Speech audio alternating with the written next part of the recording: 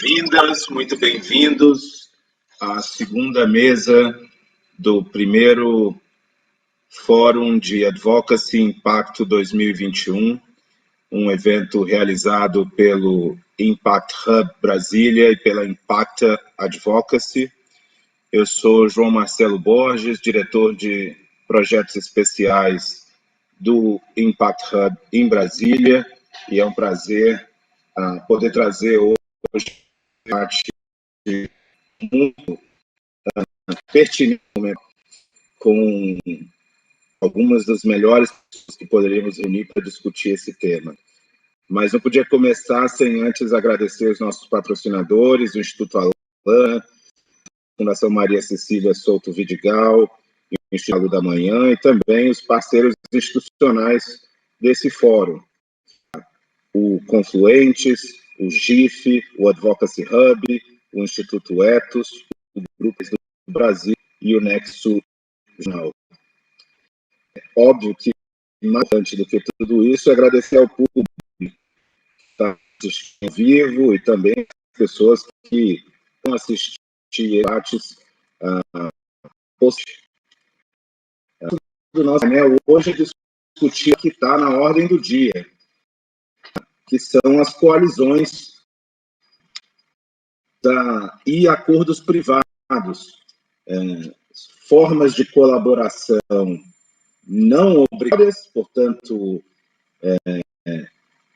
por vontade dos agentes, não necessariamente muito formas, mas tem repercutido em diferentes setores, e hoje a gente vai discutir algumas delas com os nossos participantes, importantes no campo ambiental, no campo da infância, também no campo da educação, da saúde.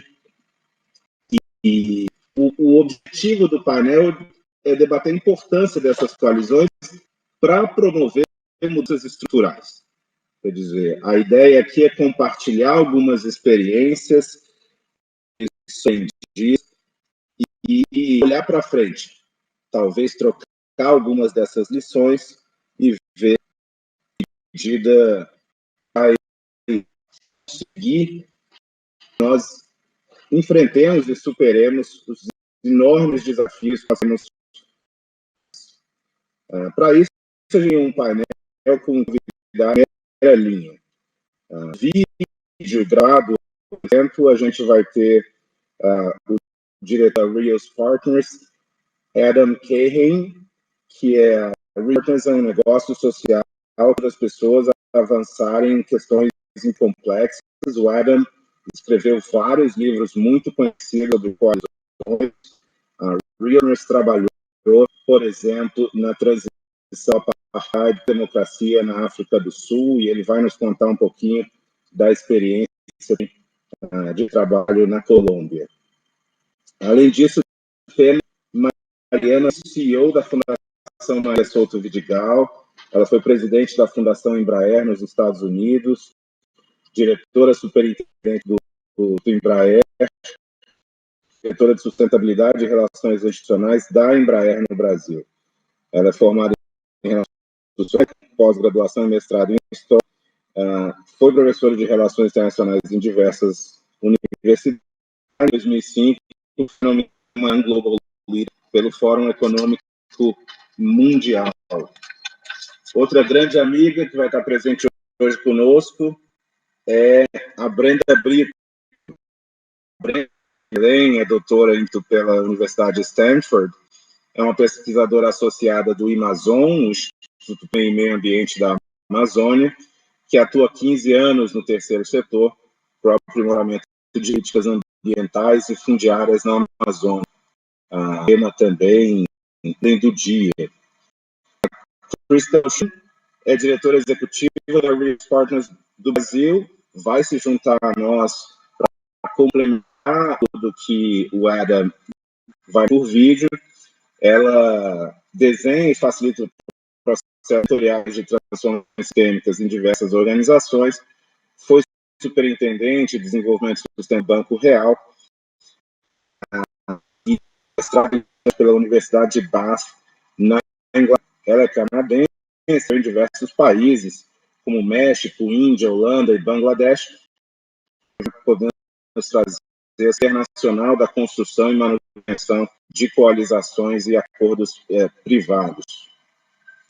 E meu Paulo Kakinoff, CEO, presidente da Gol Linhas Aéreas, desde julho de 2012. Ele já tinha do conselho de administração da companhia antes, membro independente, que foi formado em administração de empresas pela McKinsey. Começou sua carreira como estagiário na Volkswagen aos 17 anos. A partir daí, ele cumpriu uma de quase 20 anos. Foi diretor de vendas e marketing no Brasil, depois diretor executivo para a América do Sul, na Matriz, na Alemanha. Foi presidente da Audi no Brasil e é também membro do Conselho de Administração da Porto Seguro e da Grupo Vamos S.A. Mas antes de a gente passar um diálogo aqui com os nossos participantes, eu queria ir para um vídeo com o Adam, nos explicando um pouquinho o que são as coalizões e qual a sua importância para a transição para enfrentamentos complexas. Hello, it's Adam Kahane here, joining you from Montreal. Thank you very much for the invitation to address this 2021 Impact and Advocacy Forum. I think you want me to say something about my experience and learning about collaboration and coalitions. This is work that I and my colleagues in Rios Partners have been doing for the last 30 years, all around the world on many different subjects, and in particular with groups of people who want to work together or think they need to work together in order to make progress on their most important and challenging issues. I started this work almost exactly 30 years ago to the day in South Africa during the transition from apartheid to democracy, with a project that made some contribution to the successful transition, especially in the economic area. I worked in Colombia a lot during the Civil War and made some contribution to the peace accords, in Mexico on education, in Brazil on sustainable fashion, and in many other contexts on many other issues. Many people think that collaboration and coalitions are difficult or maybe impossible. And I think they are difficult. I think they're intrinsically difficult. And so maybe the most useful thing I can say has two parts. First of all, to recognize that this is always difficult and not straightforward and not guaranteed, because a coalition or collaboration involves, to some extent, the voluntary coming together of people who, or of actors or of organizations that are not in a hierarchical relationship to each other. So they always have the choice of exiting. And this is intrinsically more challenging than in a hierarchical organization where it's possible, or we think it's possible, to get people to do what we want them to do. So collaboration is more difficult and less straightforward, and certainly not guaranteed. But the other thing that I can say from my own experience, and this is, I think, equally important, yes, it's not easy, but it is possible. And I know this because I've seen it with my own eyes over and over. I've seen this hundreds of times, but let me give you just one example, which is in a way the most dramatic.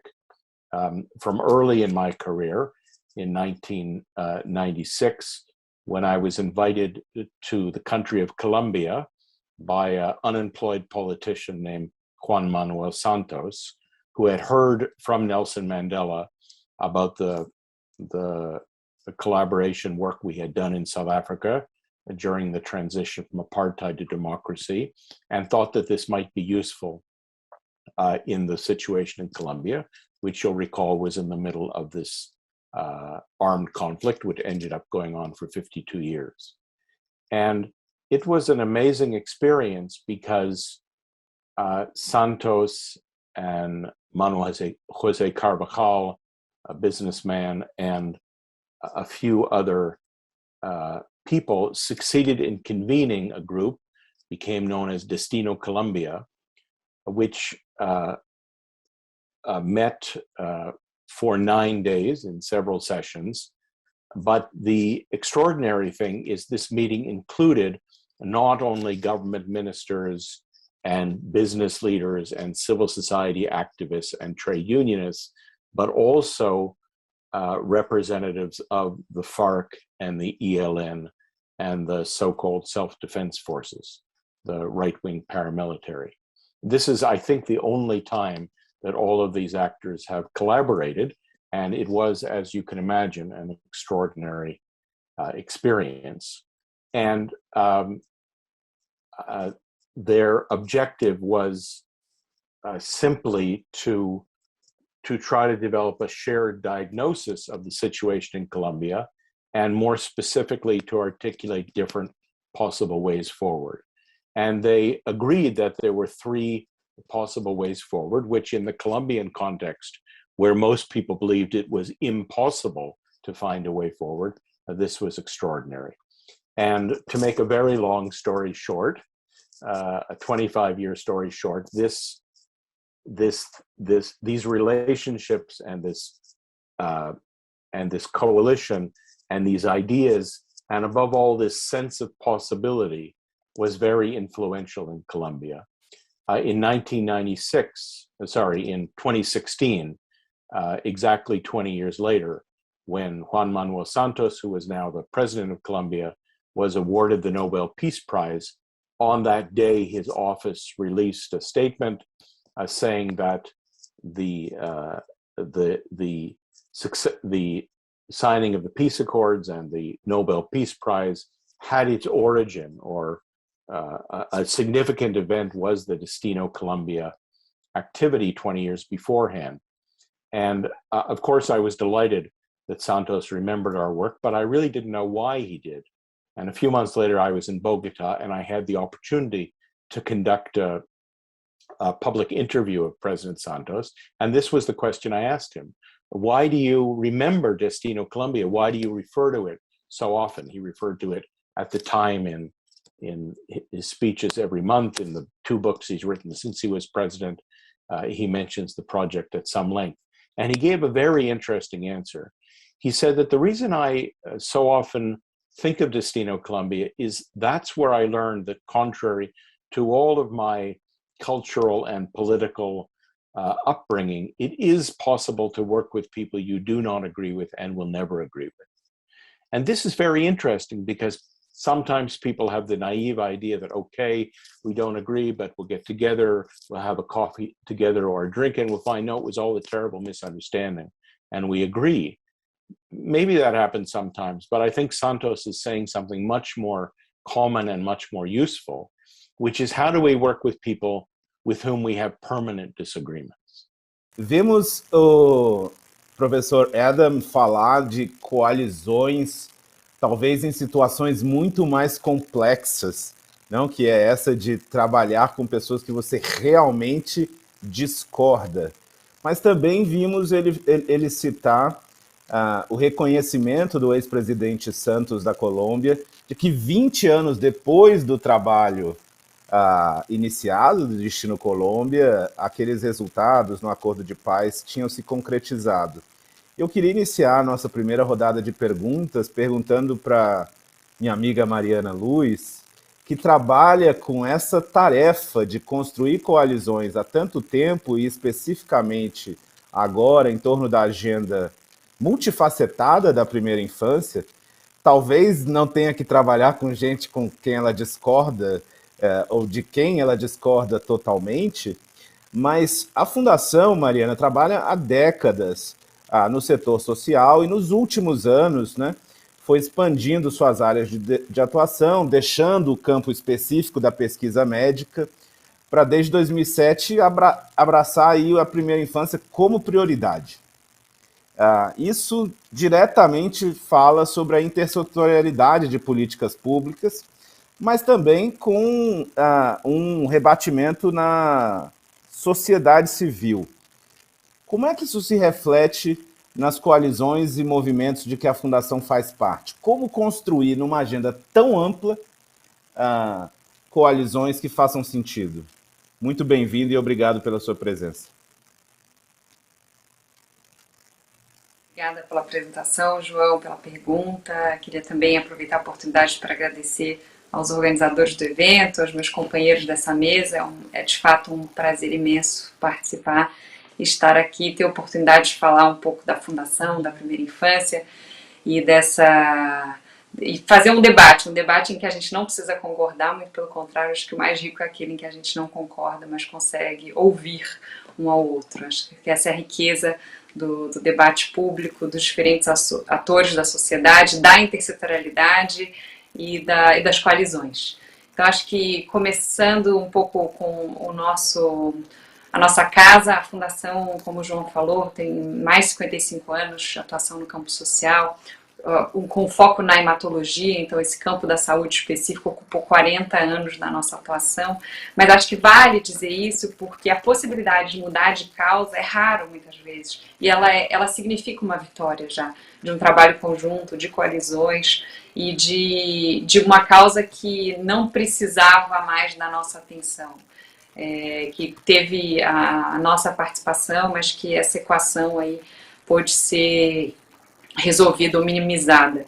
E a possibilidade de escolher uma nova causa foi muito rica e diz muito sobre a própria primeira infância, essa etapa e esse recorte que vai do nascimento aos 6 anos, em que a gente desenvolve a base de quem todos nós seremos como indivíduo. Então, o que a gente defende aqui na Fundação, dessa escolha, é justamente pelo seu papel intersetorial. A gente foi do campo da saúde, mas abraça hoje essa intersetorialidade que une minimamente saúde, educação, assistência social e economia, porque não dá para fazer primeira infância sem recursos, não dá para olhar para a criança de forma compartimentada. Essa criança pequena, ela precisa do nosso olhar, ela precisa ser protagonista das políticas públicas, dos debates, das coalizações, das coalizões e das mobilizações que vão acontecer para que a gente de fato consiga fazer com que ela tenha acesso a serviços de qualidade em todos esses campos que compõem essa intersetorialidade. Então, no campo da educação, no campo da assistência social e no campo da saúde, minimamente. Então, acho que foi essa a razão da nossa escolha aqui na Fundação, de ter um olhar para a primeira infância. Eu costumo dizer, e tenho dito mais e mais, acho que no momento que a gente está vivendo, desse foco aqui, num evento como esse, focado em política pública, focado numa agenda de impacto, de advocacy, que a primeira infância ela é a mãe de todas as políticas públicas, porque ela olha para endereçar a causa raiz dos grandes desafios que a gente tem na sociedade. Então, uma primeira infância bem vivida, ela tem essa potência, porque a gente está fazendo 1 milhão de conexões por segundo nessa fase da vida, o que formam até 90% do nosso cérebro. Eu gosto muito desse número porque ele traz uma magnitude do que é essa possibilidade de impacto. E isso acontece nesses primeiros anos de vida. Então é nessa etapa, é nessa fase que a gente pode alcançar, por meio desses 90%, o nosso desenvolvimento pleno, que significa dizer que a gente vai ter o nosso desenvolvimento físico, o nosso desenvolvimento cognitivo e socioemocional. Isso vai se traduzir em impactos para a educação, para a saúde pública, para a segurança pública e para a economia, para a empregabilidade, para a geração de renda, para a gente enfrentar esse enorme, gigantesco desafio das nossas desigualdades. Então a Fundação tem olhado para isso com uma escolha de atuar por meio de coalizões. Então essa é a nossa escolha, que significa dizer que a gente não só faz junto, mas a gente investe junto com esses múltiplos atores que vão aí, incluindo o setor público, setor privado e diversos atores da nossa rede aqui, parceiros e pares do campo social. E acho que para dizer como a gente faz isso e enaltecer algumas dessas coalizões, eu falo das nossas 4 metas. Aqui na Fundação a gente olha para educação infantil, parentalidade, avaliação e comunicação. Na educação infantil, eu enalteço de cara o Núcleo Ciência pela Infância, que tem produzido muitos materiais para, na verdade, todas as nossas metas, mas inclusive a educação infantil. Acho que o próprio Educação Já é uma coalizão que a gente atua para garantir que a gente tenha uma educação infantil e serviços de creches pré-escola com qualidade. No campo da parentalidade, a gente tem atuado muito com o próprio governo por meio da avaliação do programa Criança Feliz, que são parcerias e uma coalizão que ajuda a qualificar os programas de visitação domiciliar. No campo da avaliação, a gente tem trabalhado com parceiros como o Itaú Social, bem maior, para a gente ter uma avaliação de educação para a educação infantil. A gente diz aqui na Fundação que o que não se pode medir não se pode melhorar, e hoje a gente não mensura nem a educação infantil, nem o desenvolvimento infantil, e aí a gente tem trabalhado para criar mecanismos de avaliação do desenvolvimento infantil com o IBGE, com o Ministério da Saúde, com o Ministério da Cidadania. Então são outras coalizões, de novo envolvendo o público e o privado. E na comunicação, para fechar, há coalizões muito importantes, como de uma série que a gente fez com o Dr. Drauzio Varela, que se chama Quanto Mais Cedo Maior, e que é um pool de organizações sociais que financiou. Então são coalizões que avançam nesse campo. E uma mais recente, com um universo uma gama ainda maior de apoiadores sobre a retomada das aulas do pós-pandemia, que se chama Tá na Hora da Escola. Então acho que, resumindo, são muitos modelos, muitos atores e formas diferentes de contribuir, seja com apoio técnico, com apoio à elaboração de dados e também de incidência política. Acho que é isso para começar, João. Obrigada. Muito obrigado, Mariana. Bom ver aqui o Kakinoff, que se juntou a nós. Vou avisar para ele que chegou agora, e para quem está entrando também, eu não estou aparecendo no vídeo aí porque estou com um problema de conexão, mas fica bem melhor para quem está assistindo não me ter no vídeo.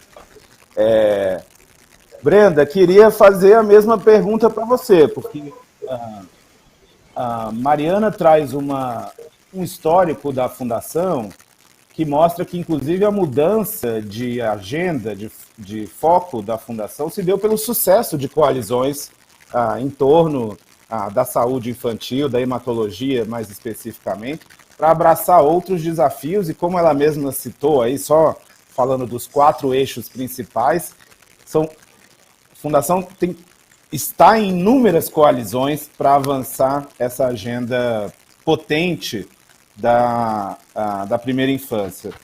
Mas outro tema que, talvez agora falando do outro lado, né, também mãe das políticas públicas, é o tema ambiental, Brenda, porque a primeira infância é muito potente, mas se o planeta não estiver aqui, vai ser difícil, estimuladas ou não as crianças. E a gente está vivendo num momento,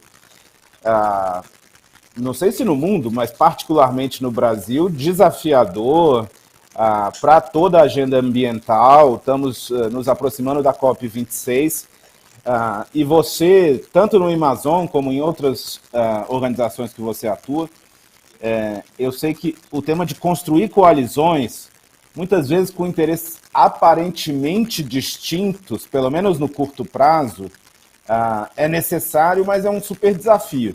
Queria que você nos trouxesse um pouquinho da sua experiência de lidar com questões tão complexas como posse de terra, povos indígenas, exploração econômica, com stakeholders variadíssimos.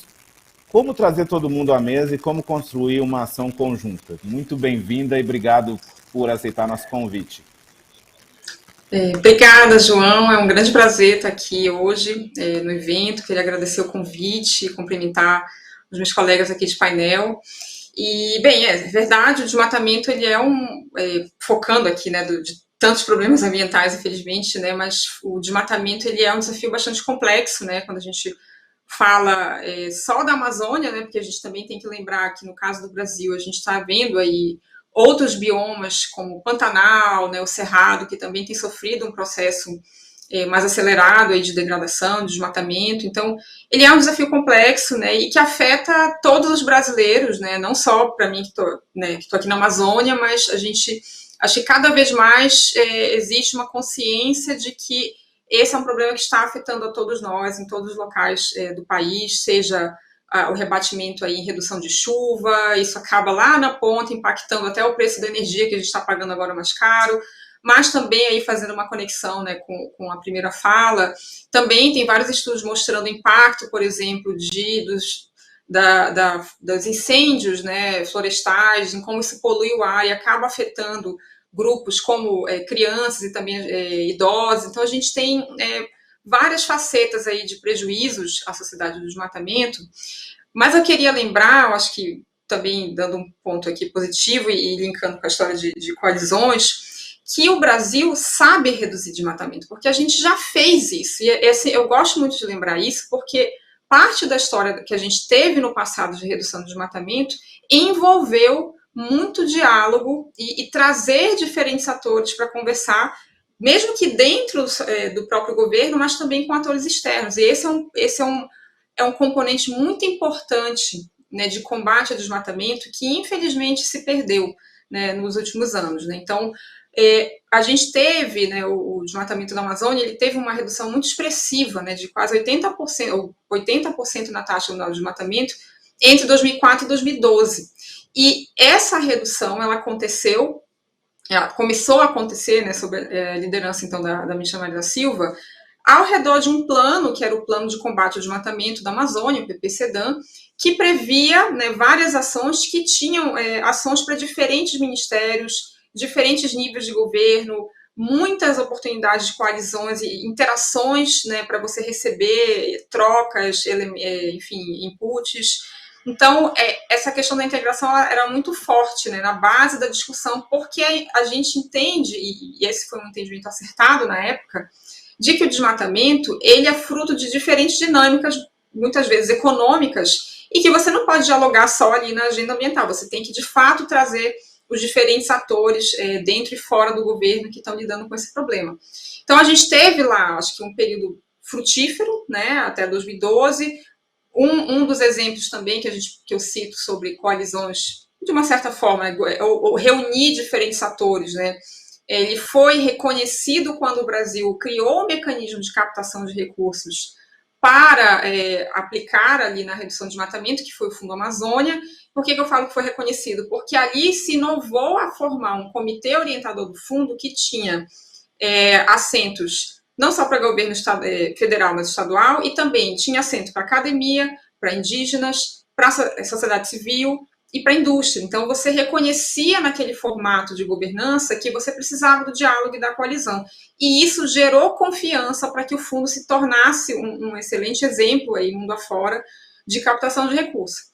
Isso foi até, acho que 2012, e na verdade o Fundo Amazônia continua, mas infelizmente o que a gente começa a ver vários retrocessos que foram começando a acontecer, enfraquecimento de algumas medidas, né, reações de setores que estavam ali opostos à redução do desmatamento, porque infelizmente são setores que acabam lucrando com o desmatamento, apesar de serem a minoria, né, acabam provocando um dano para a maioria. Mas o que a gente vê a partir de 2019 é realmente um outro patamar, porque aí o desmatamento realmente acelerou, numa escala em que a gente já não via e achava que tinha deixado isso para trás, até então esse nível de desmatamento acima de 10 mil quilômetros quadrados não acontecia desde 2008. E voltou a acontecer a partir de 2019, a gente continua nesse patamar de desmatamento, infelizmente, não tem sinais consistentes de queda, né, e é um problema que está afetando aí diferentes áreas, não só ambientalmente, mas até mesmo comercialmente. E eu diria que um dos pontos dos tantos que a gente percebeu que foram enfraquecidos, né, infelizmente, nesses últimos 3 anos, foi justamente esse ponto do diálogo, do ponto de vista do governo com a sociedade. Então, a gente teve fechamento de comitês que funcionavam, ou mudança de regras para limitar a participação, e com isso você perde toda uma habilidade de trazer inovação, de troca de ideias, e aí a gente começa a ver uma intensificação e uma criação, eu acho que de vários grupos que estão tentando ali reunir para tentar fazer esse diálogo, mesmo que, né, sem necessariamente dentro de um governo, né, mas externamente. E eu acho que a gente tem alguns avanços, né, nesses diálogos, mas ainda não suficiente, porque realmente a gente precisa de uma mão forte maior, digamos assim, mais centralizada aí do ponto de vista de governo federal, para que a gente possa ter mais avanços consistentes em combate ao desmatamento. Mas, com certeza, esse ponto do diálogo, né, da necessidade de reunir esses diferentes atores, ele é muito importante se a gente quiser voltar a realmente ter uma queda de desmatamento, o que infelizmente ainda não está acontecendo. Obrigado, Brenda. Acho que você também traz, entre outros elementos importantes, você cita, quer dizer, o Brasil sabe fazer coalizões e sabe fazer com que essas coalizões gerem bons resultados, né? Como você citou, e me pareceu um ponto especificamente muito relevante, o reconhecimento da legitimidade dos diferentes atores, né? Eu também cito muito isso, que não dá para você querer sentar na mesa se você assume que o outro age de má fé, né? Então, se você coloca povos indígenas, governos, agentes, você pelo menos reconhece a legitimidade e a partir daí começa a construir a confiança que você citou. Isso me traz a deixa para voltar, depois de 2 exemplos mais setoriais, para uma pergunta um pouco mais geral, que dialoga com a fala inicial do Adam, que é a pergunta que eu gostaria de fazer para Crystal. Crystal, Adam falou um pouco da importância das coalizões e até de como ele se surpreendeu quando o presidente Santos explicou a razão por que ele lembrava do Destino Colômbia. E Mariana e Brenda citaram aqui suas experiências. O que são os pontos centrais para a construção de coalizões, na sua visão, na sua experiência na Rios Partners? Bem-vinda, muito obrigada por sua presença. Olá, boa tarde. Também é um grande prazer estar aqui junto com vocês nesse evento. Cumprimento também os outros colegas da mesa. Então, o nosso trabalho aqui no Brasil segue muito o que o Adam compartilhou no vídeo.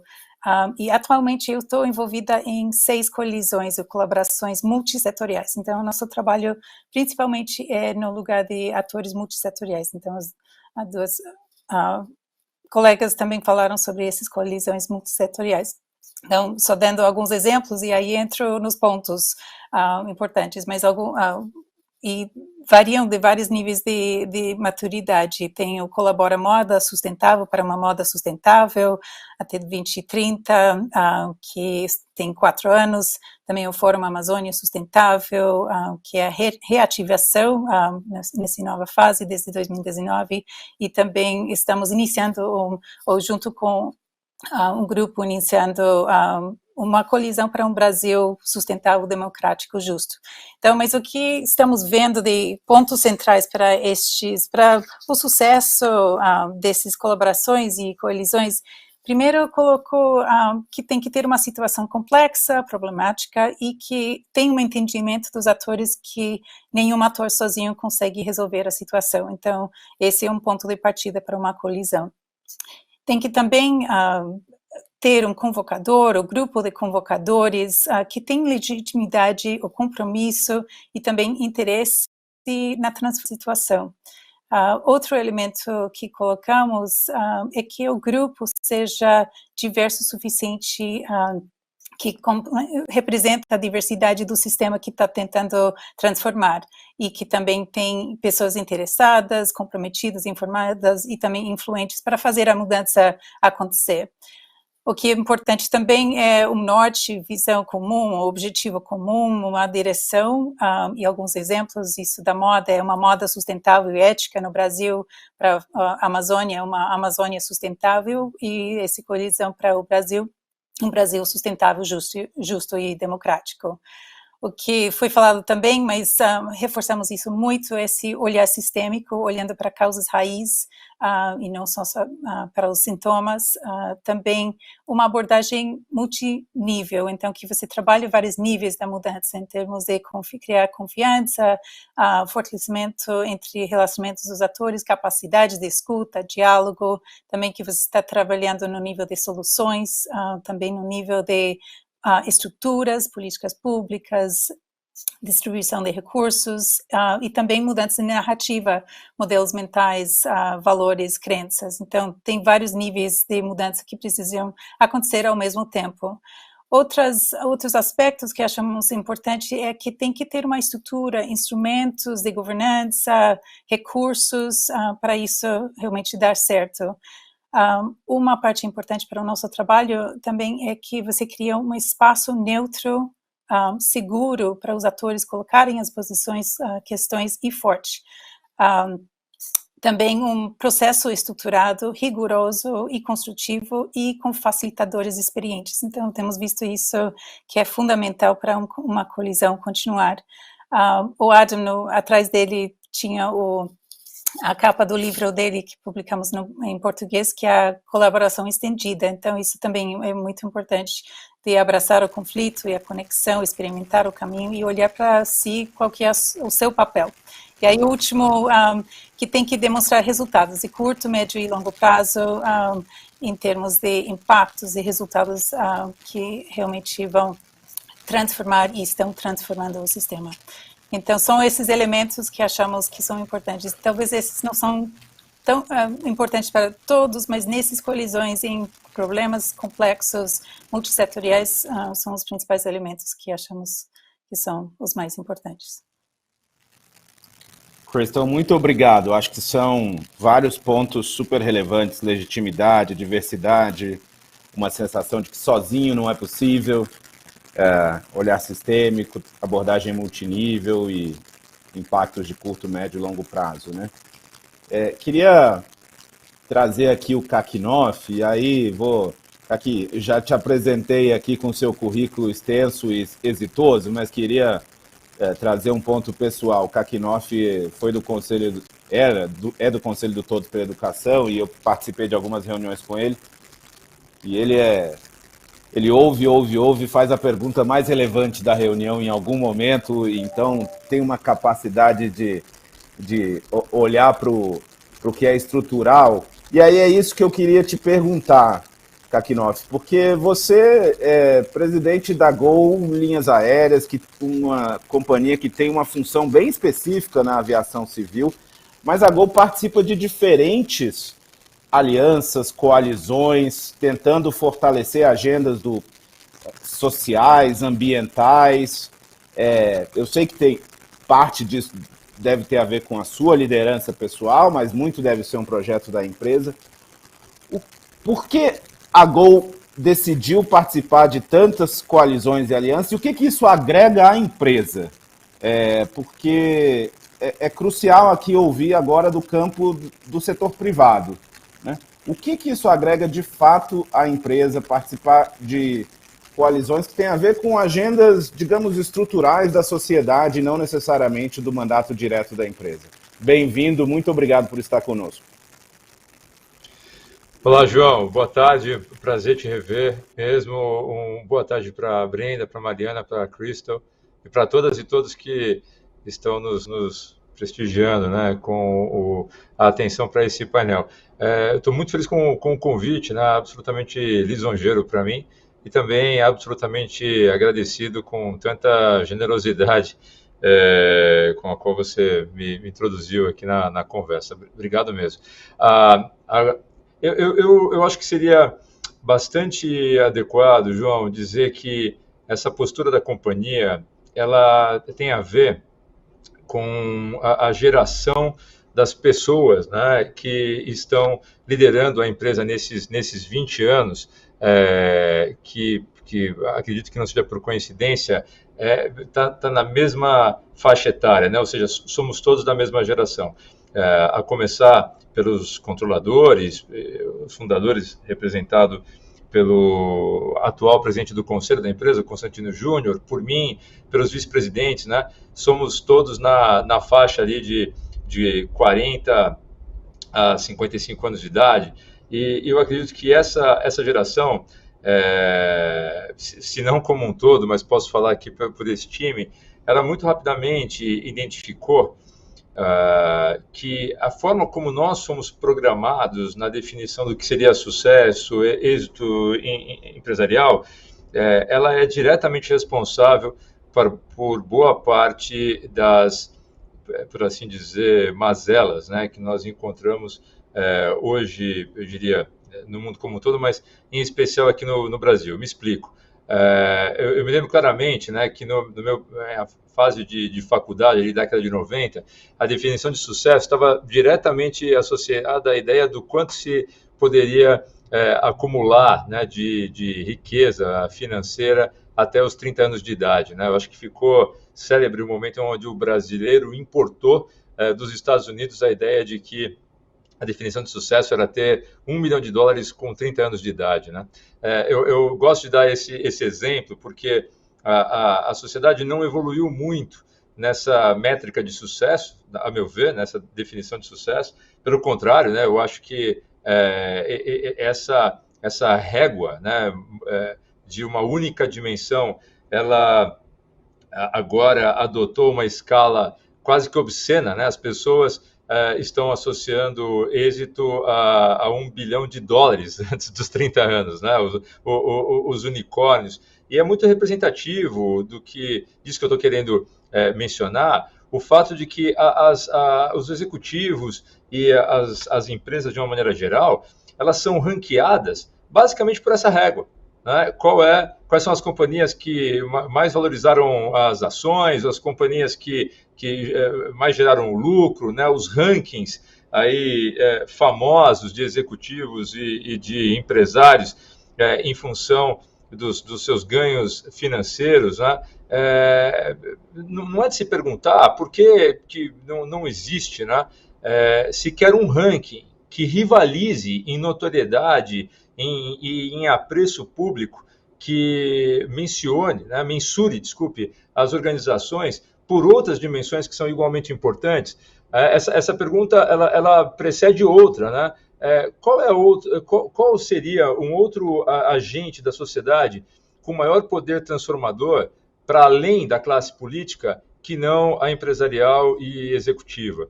Essas perguntas nos acompanham aqui, né, eu diria, há 20 anos, e a gente tem procurado transformar isso, traduzir essa inquietude, essa insatisfação, né, com a combinação de, sim, ter um negócio que precisa, né, para a sua perenidade, para a sua sustentabilidade, ser financeiramente consistente, que remunere o investimento, o risco que está sendo aportado, mas que extrapole, né, em muito a visão do que é o seu papel e a sua missão. Penso que cada vez mais temos um número maior de líderes, de executivos, de empresas engajadas nesse tipo de visão, nesse tipo de abordagem, longe de sugerir aqui a Gol, né, como um ícone desse pensamento, mas com certeza somos aprendizes bastante esforçados e dedicados, né, nessas dimensões que representam o nosso papel na sociedade. A gente tem procurado converter esse aprendizado em ações que, de fato, possam impactar para muito além, né, da nossa capacidade de gerar retorno para os acionistas. Muito obrigado, Kakinoshi. Muito bom te ouvir também, trazendo essa perspectiva tanto geracional, de um lado, né? Quer dizer, uma nova geração com uma percepção diferente, mas também, digamos assim, sobre o papel e a função do negócio para além do lucro imediato ou desse ranking, né? Você tem toda a razão. Os 3 zeros que adicionaram não são pouca coisa, né? Era $1 milhão, virou $1 bilhão. Parecem só 3 zeros, mas faz muita diferença. Realmente, eu tinha parado para pensar nisso. Gente, vamos passar aqui para a segunda rodada de perguntas e já adianto também a todo mundo que está nos assistindo e a vocês do painel, vamos parar nessa segunda rodada. Eu prefiro ouvir vocês um pouco mais longamente do que ter depois uma terceira rodada muito curtinha. Mas para isso, queria trazer mais um vídeo do Adam, trazendo mais algumas reflexões sobre o trabalho dele na Reals Partners, para que introduza essa segunda rodada. In terms of advice, it's hard to give advice in the abstract, but I think maybe the most important thing I've learned from this work from the very beginning is that the results of collaboration and coalition are not guaranteed. They're not straightforward. There's not a recipe for it. And so I think what's helpful on the one hand is to recognize that there's not going to be one effort that's going to solve things finally, but to recognize it's useful to have a multiplicity of efforts, a multiplicity of initiatives, a multiplicity of groups. And we don't know in this multiplicity where the breakthrough will occur or whether it will occur in the connections between these different initiatives.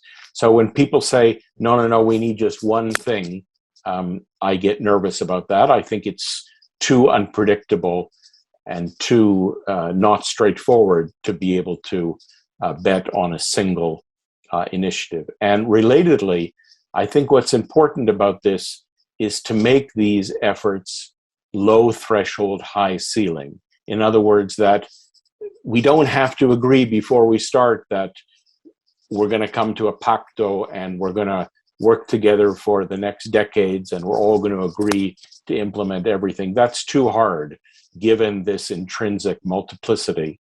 But to recognize, okay, let's meet, let's talk, let's see what we might be able to do together.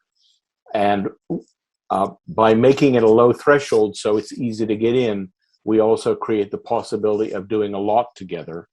And the most successful coalitions and collaborations that I've been involved in go on for years, if not decades, one step at a time, as they gradually build the shared understanding and the shared commitment and the shared capacity to do this kind of work.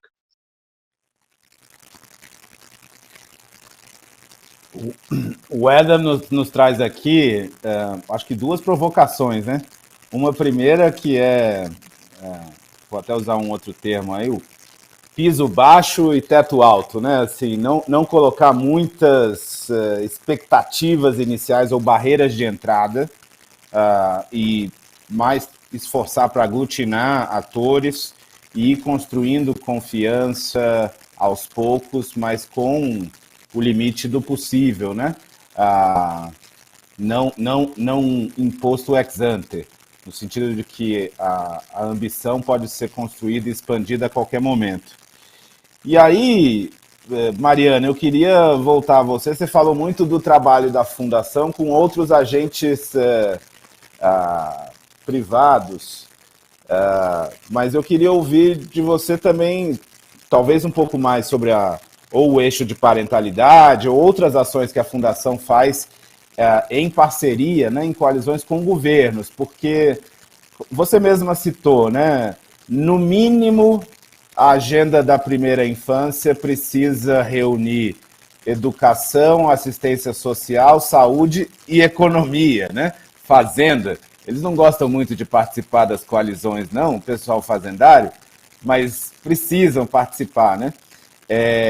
Mas como é esse desafio de trabalhar com governos? Porque se qualquer organização já enfrenta a dificuldade de integração, né, das suas diversas áreas, muitas vezes operando em silos, nos governos isso é ainda mais forte, né, porque os orçamentos são apartados, os processos são apartados, então esse trabalho me parece que pode ser um pouco mais complicado. Como vocês têm enfrentado isso? O que a Fundação tem buscado contribuir para superar esses desafios da desintegração nos governos?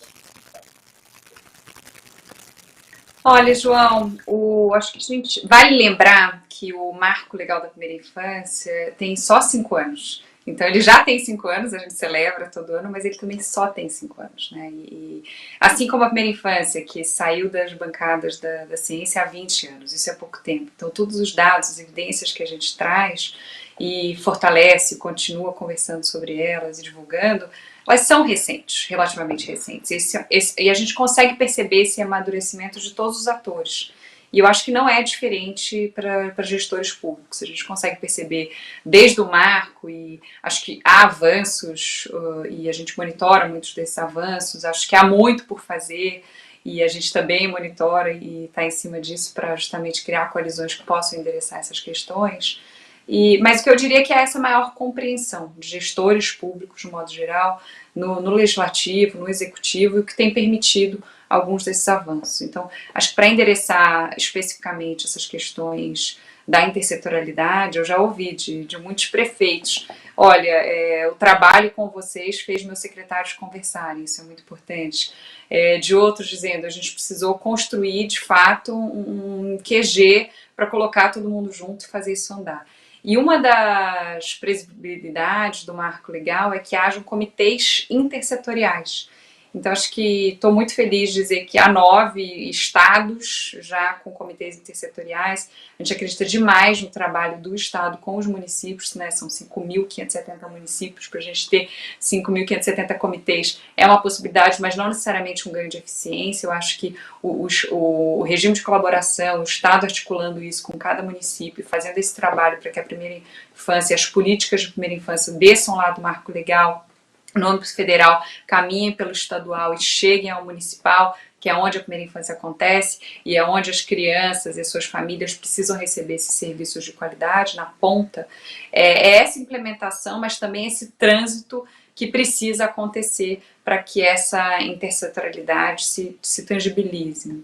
E acho que você trouxe a questão do orçamento, que é muito importante, e eu quero trazer um exemplo desse que é muito concreto. A gente, nas últimas eleições municipais, criou uma plataforma que é a Primeira Infância Primeiro, e lá, para qualquer um que tem interesse pode visitar, você encontra muitas diretrizes sobre o que fazer em relação a gestões públicas, e mesmo para nós, né, eleitores, que participamos ativamente de toda essa construção pública, que a gente, nessa plataforma, colocou um desafio também de um curso para a elaboração do PPA, dos planos plurianuais, para que a gente enderece o que você trouxe, para a gente trazer a fazenda para a mesa, para a gente colocar a primeira infância dentro dos orçamentos. E a gente teve sucesso com o que era a nossa meta, uma meta ainda pequena, mas era um piloto em que a gente teve 7 capitais e 2 municípios de grande porte, para que a gente pudesse, a partir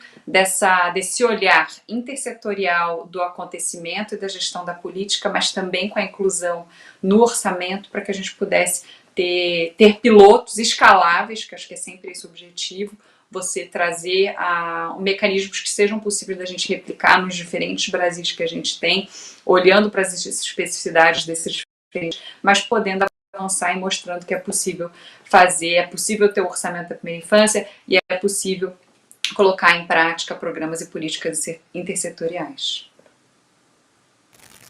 Obrigado, Mariana. Eu acho que muito bom de novo te ouvir com essa perspectiva realista, mas reconhecendo os avanços, né?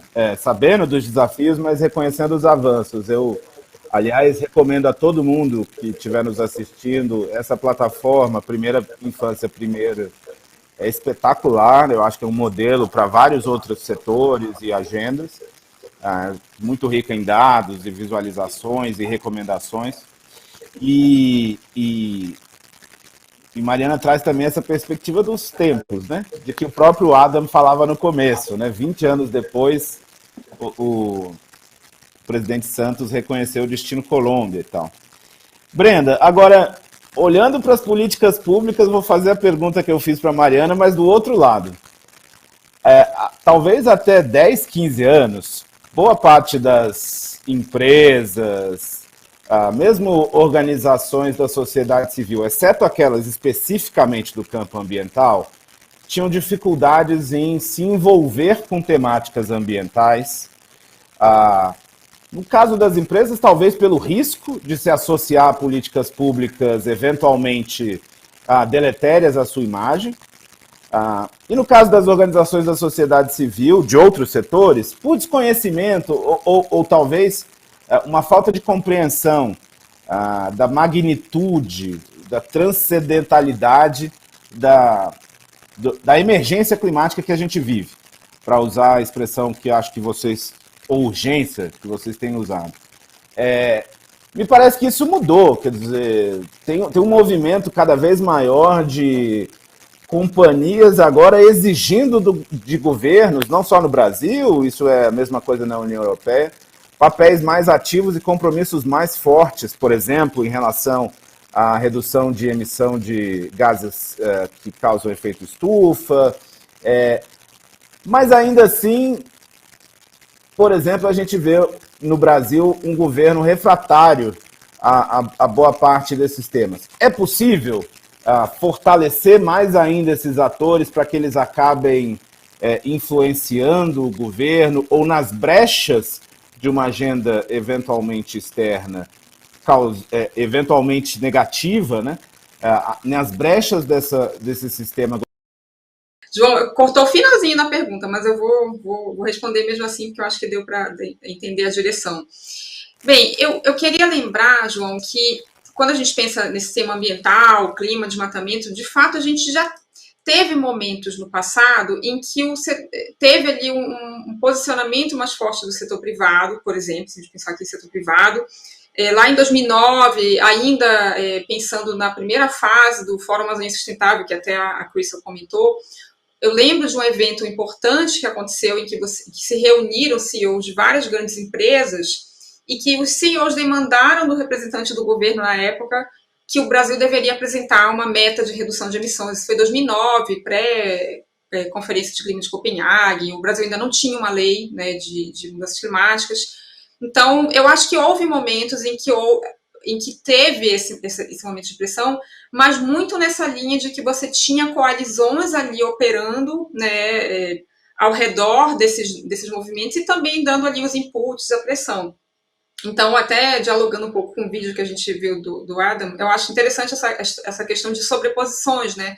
Porque às vezes você precisa realmente de múltiplos formatos de coalizões que em algum momento eles vão se integrar e vão, ou não, né? Mas eles podem levar para um resultado comum. Eu vou dar um outro exemplo que é mais recente e que ele mostra, acho que o poder de você ter diferentes frentes e diferentes setores se envolvendo para tentar chegar num resultado mais satisfatório. A gente teve, no final de 2019, uma medida provisória que foi publicada pelo governo federal, a medida 910, e que ela trazia, se tivesse sido aprovada, ela de fato trazia questões muito complicadas para desmatamento, porque ela alterava regras de regularização fundiária e, se aprovada, ela poderia acabar legalizando áreas públicas que foram invadidas ilegalmente até 2018. E isso acaba associando também a uma questão de desmatamento, porque se você faz isso, você impulsiona mais invasão de terra pública associada a desmatamento. E aí a gente observou, assim, historicamente a gente nunca tinha visto um caso de uma medida provisória nesse tema que tinha sido barrada, né? Sempre acabava sendo aprovada. Mas o que aconteceu diante de toda a questão de aumento do desmatamento que a gente viu em 2019 é que você teve uma movimentação, acho que sem precedente, de diferentes setores que começaram a se informar e entender o risco que essa medida trazia. E aí você tinha grupos que já operavam, como a Coalizão Clima, Agricultura e Floresta, que é um grupo que reúne empresas e sociedade civil, que já atuava, começou a se debruçar no tema. Você tinha redes como o Observatório do Clima, que é uma rede de organizações que atuam na área climática, da qual eu participo, que também nos debruçamos. Mas começou a aparecer outros atores importantes que foram essenciais para a gente construir uma grande coalizão que não necessariamente estava se comunicando todo mundo junto, mas que estavam atuando para o mesmo tema. Até que chegou num ponto que a gente teve desde artigo de opinião do então CEO do Itaú, em que dizia que a medida provisória 910 ela não deveria ser aprovada, ela tinha riscos, até a Anitta, né, cantora, fazendo várias declarações muito enfáticas contra. Então, a gente realmente viveu um movimento, assim, acho que sem precedentes de uma grande coalizão que foi lá e, de fato, conseguiu, porque a MP acabou perdendo a validade, não foi votada. O problema é que eu diria que hoje é como se a gente tivesse vários desses eventos ao mesmo tempo. A gente tem várias tentativas de redução e de retrocessos ambientais ocorrendo ao mesmo tempo, e isso de fato representa um grande desafio do ponto de vista de como é que você consegue lidar com tudo isso, porque aí sim, você não vai conseguir ter essas coalizões, tanto empresas ou mesmo a sociedade civil conseguindo dar conta de tudo isso ao mesmo tempo. Então, acho que eu queria deixar esse exemplo de que sim, mesmo ultimamente a gente consegue ter esse tipo de movimento e que consegue chegar num resultado mais satisfatório e, enfim, mesmo que na prática a gente tenha ainda muitos desafios, né? Obrigado, Brenda. Essa menção de uma fragmentação ou uma multiplicação de problemas, criando até dificuldade para as coalizões, porque também as organizações não têm tanta perna e fôlego assim para lidar com tantos problemas ao mesmo tempo. Acho que isso nos leva a uma pergunta que eu queria fazer para a Crystal. Crystal, se eu pudesse te pedir aí uma resposta em 2 minutos, uma síntese, Crystal, o que faz as coalizões fracassarem? Além de, talvez, esse ponto que Brenda mencionou.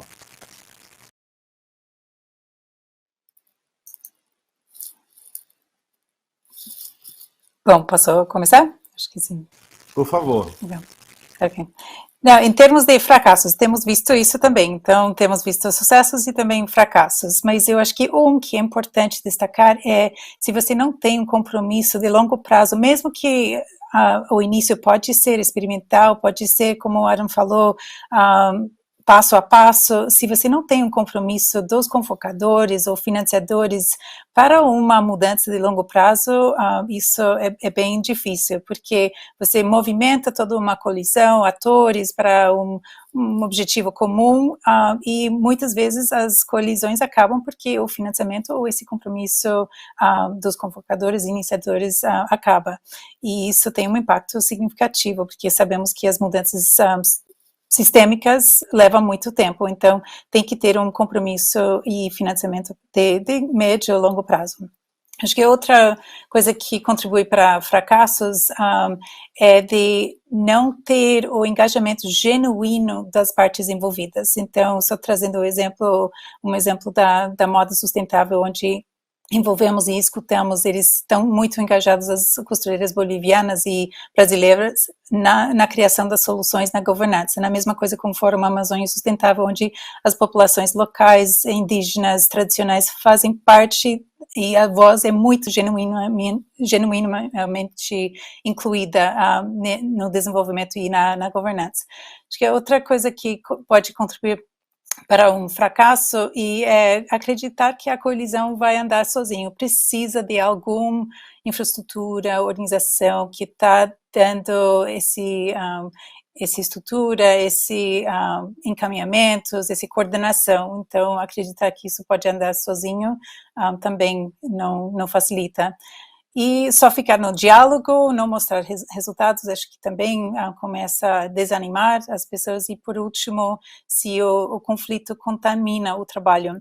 Então, o Adam falou de abraçar, ter o conflito, isso é importante, mas se o conflito, e não precisa ter concordância em tudo, mas se o conflito acaba contaminando o trabalho, isso pode contribuir para o fracasso de uma colisão.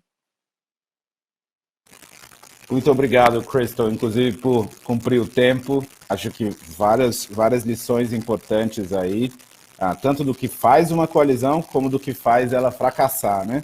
Em 2 momentos da sua fala nos trouxe esses elementos. Kakinoff, também última rodada aqui para você.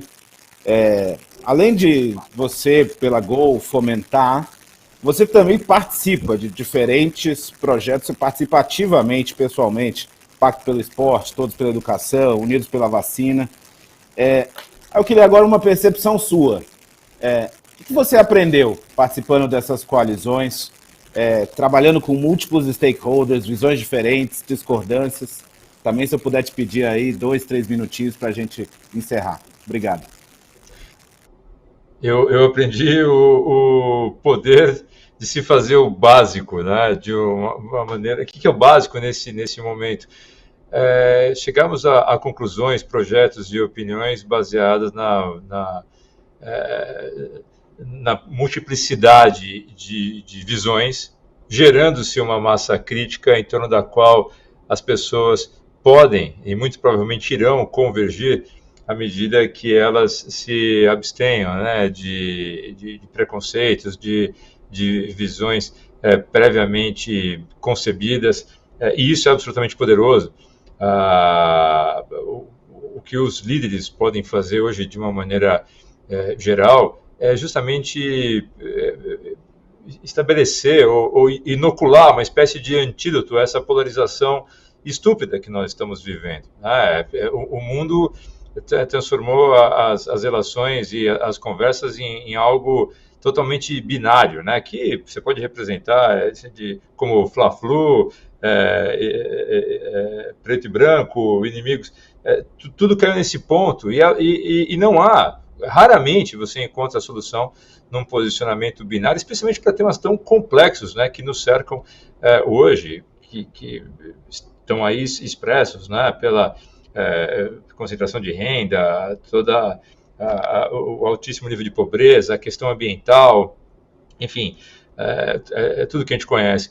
Essas iniciativas, à medida que elas vão conquistando territórios importantes, que elas vão produzindo, né, efeitos duradouros, e justamente através de um diálogo amplo, aberto, franco, com diversos agentes da sociedade e com as suas respectivas opiniões, buscando a convergência, isso só me fez reforçar, né? Nem sei se foi um aprendizado, talvez um reforço numa crença que já existia e que abalada, né, à medida que a gente vê a sociedade estruturada basicamente em julgadores, né? Nós temos juízes, técnicos de futebol, cronistas, todo mundo tem a resposta para absolutamente tudo, porém, infelizmente, essa resposta está normalmente na culpa que se atribui ao outro, né? Então, eu diria que o principal aprendizado é exatamente essa capacidade, a força que tem, a capacidade de viabilizar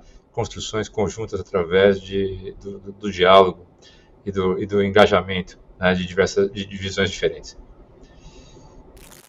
Muito obrigado. Ou seja, eu acho que a última lição aí é buscar soluções simples, mas não simplistas, né? Bom, gente, eu vou agradecendo a Brenda, Mariana, Crystal, Kakinoff, ao Adam, que falou conosco por vídeo. Vou pedir desculpas por não permitir palavras finais dos nossos participantes. A culpa é do moderador, que ficou sem vídeo, se perdeu aqui.